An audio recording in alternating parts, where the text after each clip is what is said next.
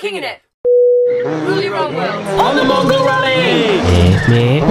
Good morning. So I realised we didn't show you the house last night. We got here, we kind of just crashed, but it's actually sensational. So this is like the little lobby part. You know, you take your little shoes off and then you go in. We thought we were staying in an apartment, but would you look at that? Oh, my nan. It's actually massive. I don't know who lives here. I'm assuming there's lots of different people that live here, because there's lots of different bedrooms. We all had our own bedroom, but the guys chose to stay downstairs. Hi South Africa, Amy, how are you? Oh, okay, Amy. Because it had aircon. So they all slept on the floor. I think this is like a traditional thing to do throughout the stands, because we slept on the floor a few times, but me and Craig, we were upstairs. It's got like a massive cold. Everyone was like, it's probably best you stay in the heat and like sweat it out. I think he's like a 6 out of 10 this morning, he said. So we stayed in this double room. But yeah, amazing. Absolutely boiling in here though. But I guess they must have loads of sleepovers, because there's piles of these in every single house.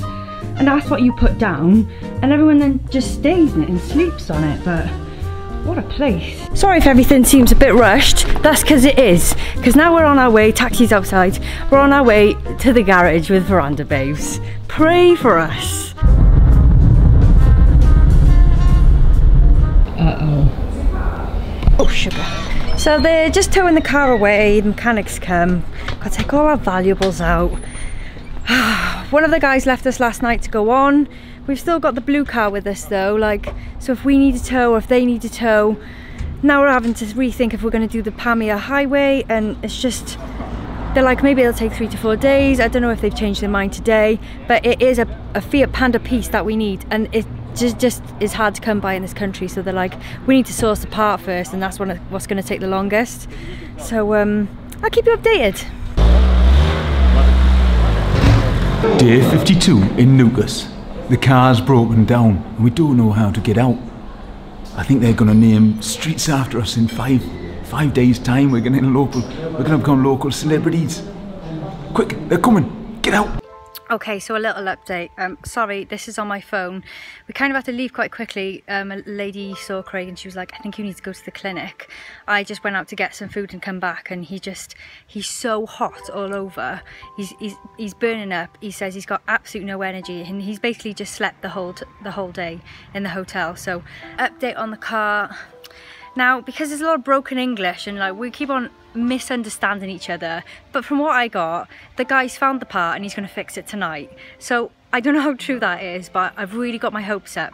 So we need to sort Craig out, sort the car out, and get back on the road, man. We got to catch up with that convoy.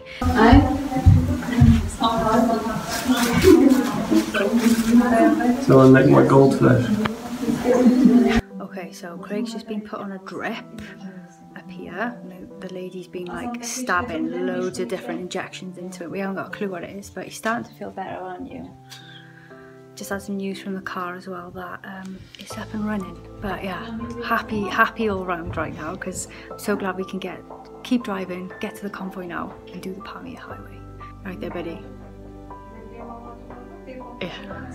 Craig feels like a new man now. He's off over their bathroom. We just got back to the hotel and the guy wants $450, which is almost as much as Fferranda Babes is worth, to fix the car, which I don't really care at the moment because I'm just happy she's fixed. Like, if he'd have rang this morning and been like, it's going to be like double, it's going to be like double the price to get it fixed, I'd have been like, mate, do it. But it's principle now, do you know what I mean? Yesterday it was like, right, it's going to be $300, now it's $450.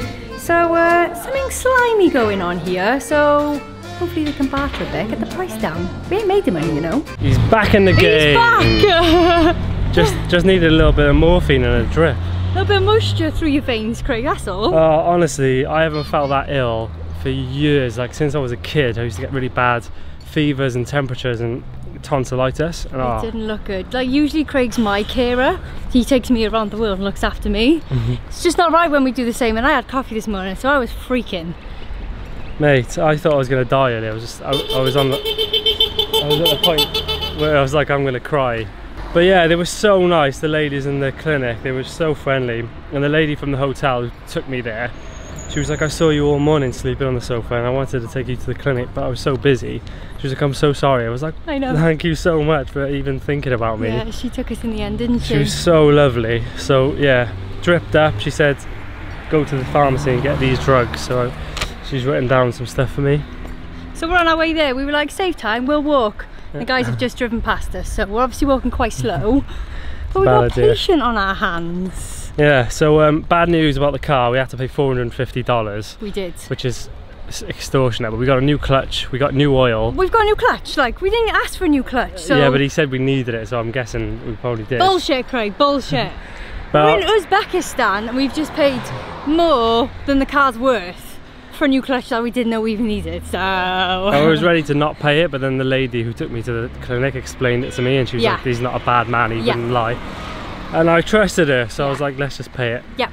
Get on the road. The car's sorted. Thank God. We just need to put the sump guard back on because he didn't put that on. Yeah. And we need a new wheel and a new back piston because that's gone too. Is it cool? That's cool.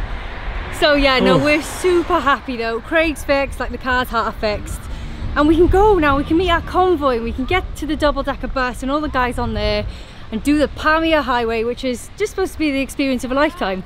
It's quite dangerous, we'll get altitude sickness, but we're going. Sorry, Mum.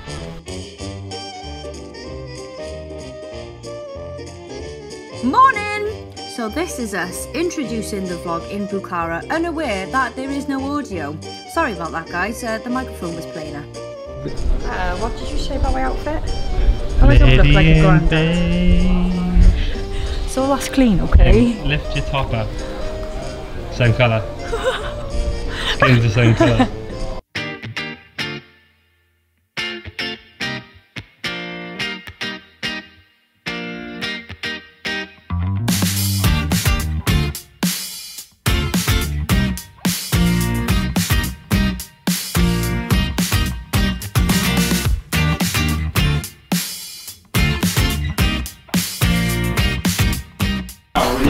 The coolest hostel ever.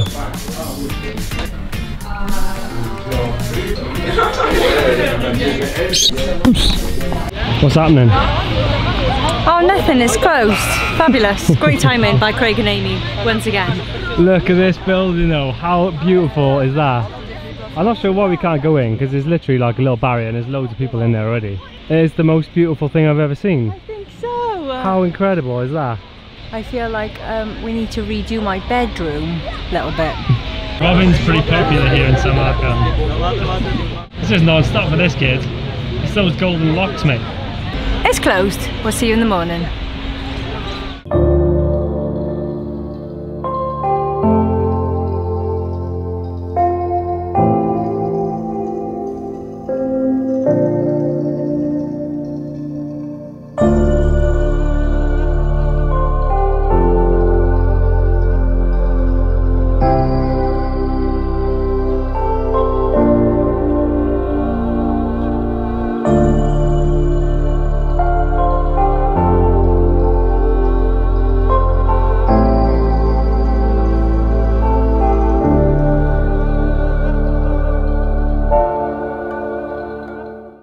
Guys, so we've made our way back down to what we think is an educational centre. You know the one, the amazing tiled mosaic building, and everything's on lockdown this morning because I think the president of either Uzbekistan or Tajikistan is coming, so everything is looking pristine right now.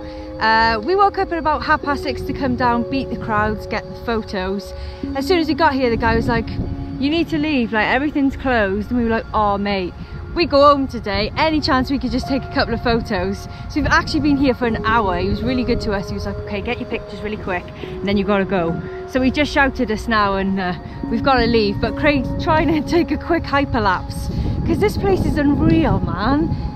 I just think this trip's been so emotional just because we realised how lucky we are. I mean, we've made the Mongol rally happen, like we've paid for it, you know, we planned our route and everything, but like who gets to see the stands? Who gets to see Uzbekistan? Who's been to Turkmenistan?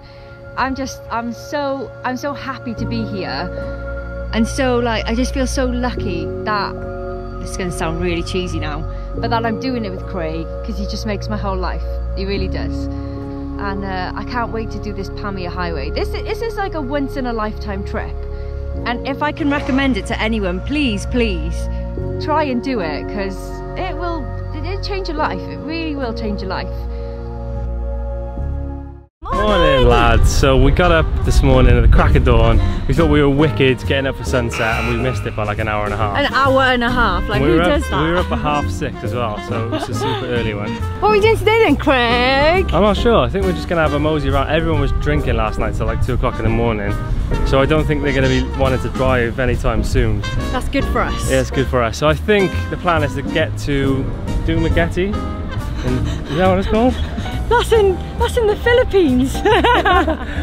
Dushanbe. Dushanbe in Tajikistan. That's the plan. So, yeah. How far away is that then, driving? I think it's about 6 hours. I think. Oh, it's never just round the corner, is it? They're always massive drives. Like, you don't see much of it, but we are spending so much time in that car. I'm broken. Like, we said we were going to do yoga. We haven't done any yoga. Maybe we should do that this morning. Fancy you? No. Okay, so we all woke up in the hostel this morning. We're leaving Samarkand just about. The president of Uzbekistan and Tajikistan is the same guy. He's coming to town, and we thought all the roads were closed to get out, so we've been like just chilling in the hostel doing nothing. So it's 1 o'clock and we're on our way. We're like, right, we start early tomorrow, but it's 1 o'clock now, so we're heading to Dushanbe, all right, in Tajikistan to meet up with all the other guys. So we have to cross the border today.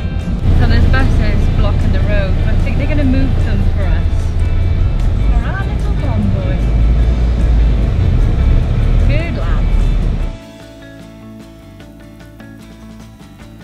We made it to Tajikistan.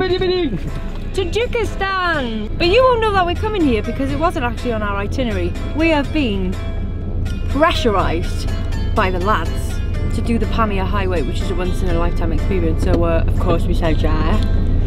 So this is the new route.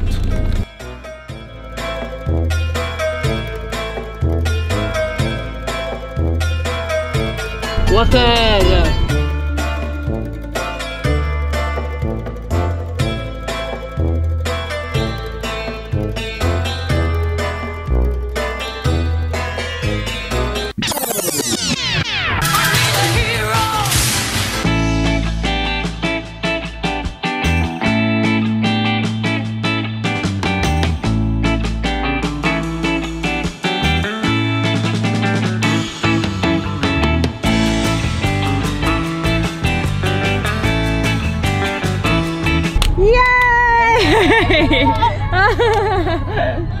I didn't get any of them. How good is Tajikistan so far?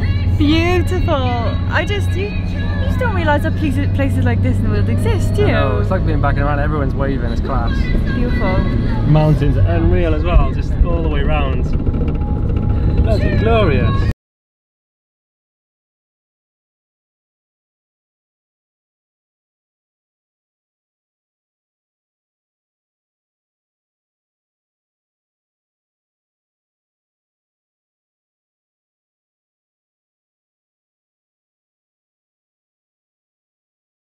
We've made it to Dushanbe.